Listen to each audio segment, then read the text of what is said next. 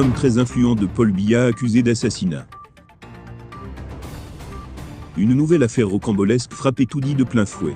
En effet, à Banda-Pierre, responsable du colis du président de la République, Paul Biya et son épouse, accusés d'avoir assassiné sa femme, qu'il a enterrée en catimini sans la famille de la femme. C'est Boris Berthold qui rapporte l'information.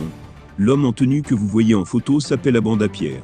C'est le responsable du colis du président de la République Paul Biya et son épouse Chantal Biya.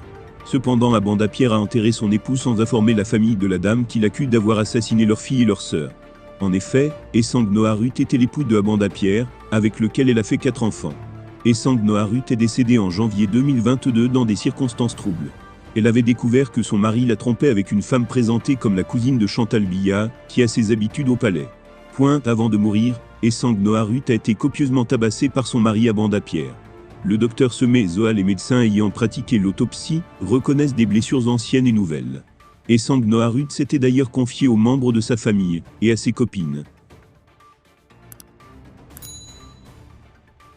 Essang Noharut est morte à Nkoaban chez la sœur d'Abanda-Pierre, chez qui elle s'était installée avec les enfants, fuyant la bastonnade de son mari. Le jour de sa mort, elle est en conversation au téléphone avec sa famille, lorsque son mari arrive. Ils avaient pris rendez-vous pour discuter à sa demande. La belle-sœur est absente. Essang Noharut met l'appel en pause pour discuter avec son mari, car elle a peur. Sa famille ne la reverra plus jamais. Le même jour, la famille cherche à joindre leur enfant et n'y parvient pas. C'est alors qu'elle appelle son mari, qui lui dit qu'il est avec elle, dans une clinique à Main-Beaumont-Liberté. La famille envoie quelqu'un à la clinique, il n'y a personne.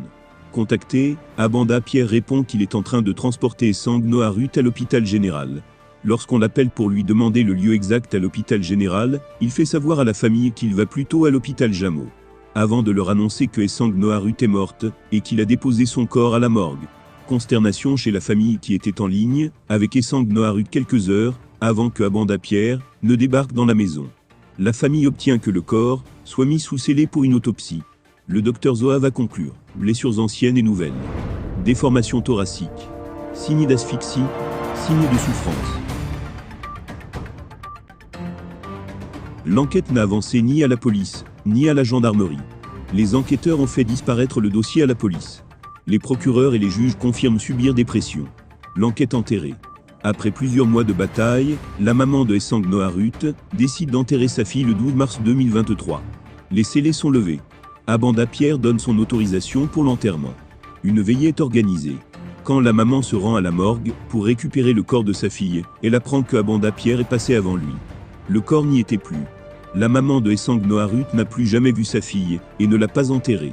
Par contre, Essang Noharut a été enterré en catimini par son mari Banda-Pierre, responsable du colis du couple présidentiel sans informer sa famille. La maman qui a accouché son enfant n'a pas eu le privilège de l'enterrer. Jusqu'à ce jour, elle croyait encore que sa fille était à la morgue. Eh bien, chers abonnés, nous vous remercions pour votre participation. Si jamais la vidéo vous a plu, n'hésitez pas de vous abonner et de cliquer sur la cloche de notification pour ne plus rater aucune de nos vidéos. Merci.